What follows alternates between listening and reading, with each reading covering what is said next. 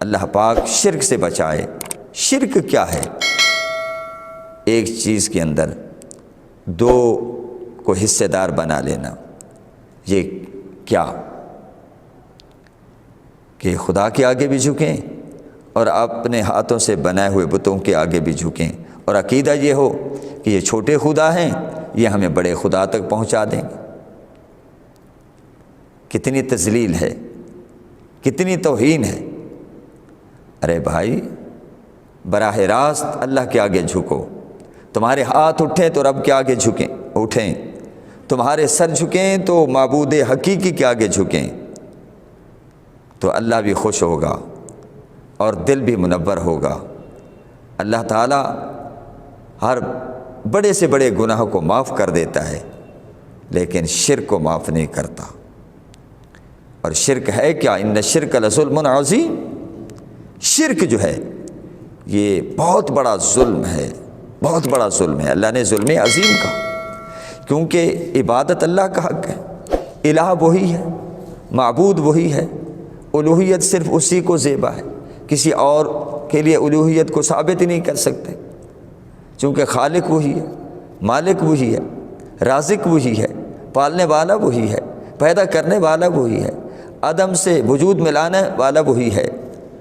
تو جب خالق وہی ہے، الہ وہی ہے، تو سجدے کا مستحق وہی ہے۔ سجدہ کیا ہے؟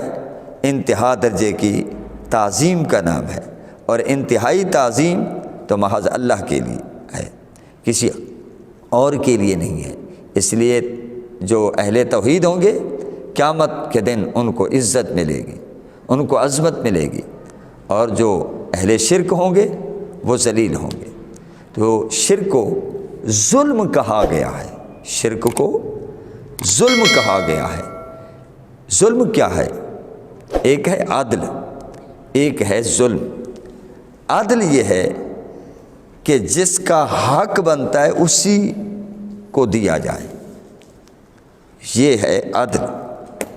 اور جتنا بنتا ہے، جس قدر بنتا ہے، اسی کو دیا جائے۔ اور ظلم کیا ہے؟ کہ جس کا حق نہیں بنتا اس کو دیا جائے، یہ ظلم ہے۔ تو اللہ پاک ہر بات برداشت کر لیتا ہے، لیکن شرک کو برداشت نہیں کرتا۔ تو جب حضور صلی اللہ تعالی علیہ وسلم نے اہل مکہ کو، کفار مکہ کو دعوت توحید دی، اور ویسے بھی آپ دیکھیں 1,24,000 پیغمبر جو عالم رنگ و بو میں تشریف لائے ہیں، سب کا مقصد وحید یہی تھا کہ لوگوں کی جو جبینی ہیں وہ معبود حقیقی کے آگے جھک جائیں، دل جھک جائیں، اسی کو معبود بنا لیں۔ سب کی جو دعوت تھی وہ مشترک تھی، سب کی دعوت کا جو مرکزی نقطہ تھا وہ یہی تھا کہ لوگ توحید کی طرف آ جائیں، تو در بدر کی ٹھوکریں کھانے سے بچ جائیں گے۔ تو جب حضور صلی اللہ علیہ وسلم نے، داعی الی الحق نے ان لوگوں کو دعوت دی، تو وہ کہنے لگے، اے محمد صلی اللہ علیہ وسلم، جس رب کی طرف آپ ہمیں دعوت دے رہے ہو،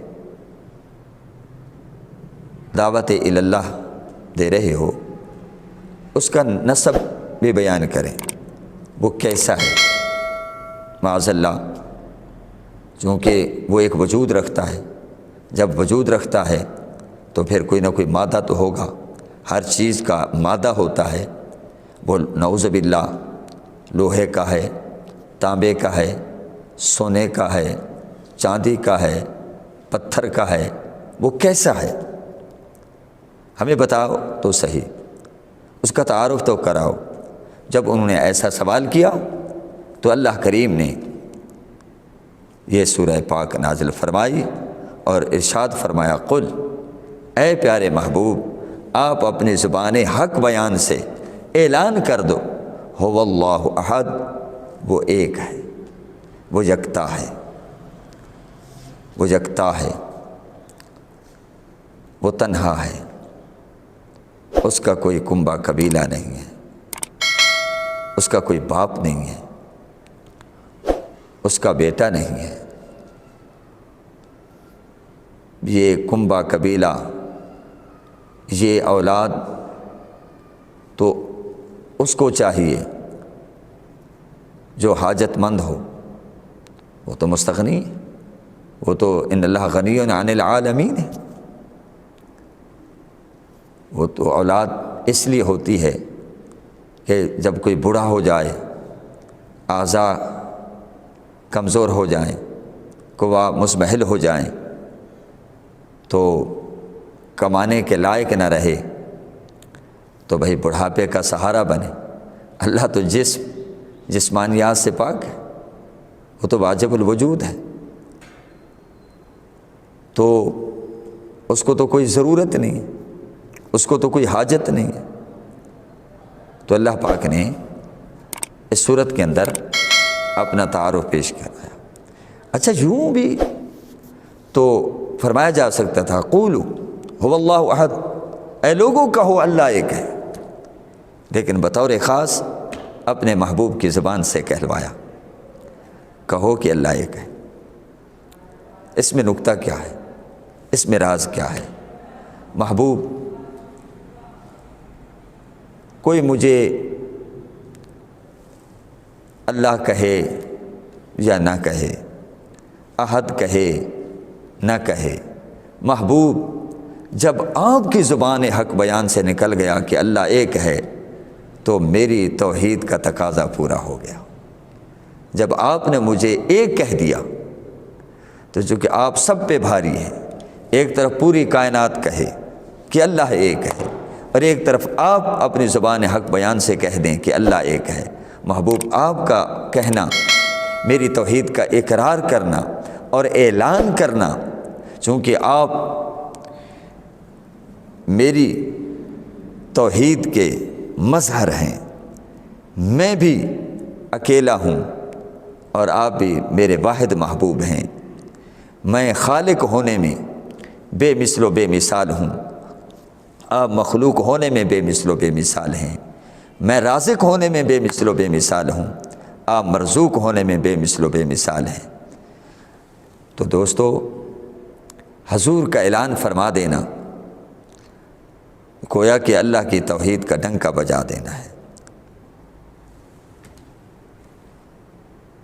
کل کہہ کے اپنی بات تیرے منہ سے سنی، کل کہہ کے اپنی بات یعنی اپنی توحید کی بات کہ میں ایک ہوں، میں تنہا ہوں، میں یکتا ہوں، کل کہہ کے اپنی بات تیرے منہ سے سنی، کتنی گفتگو ہے تیری اللہ کو پسند۔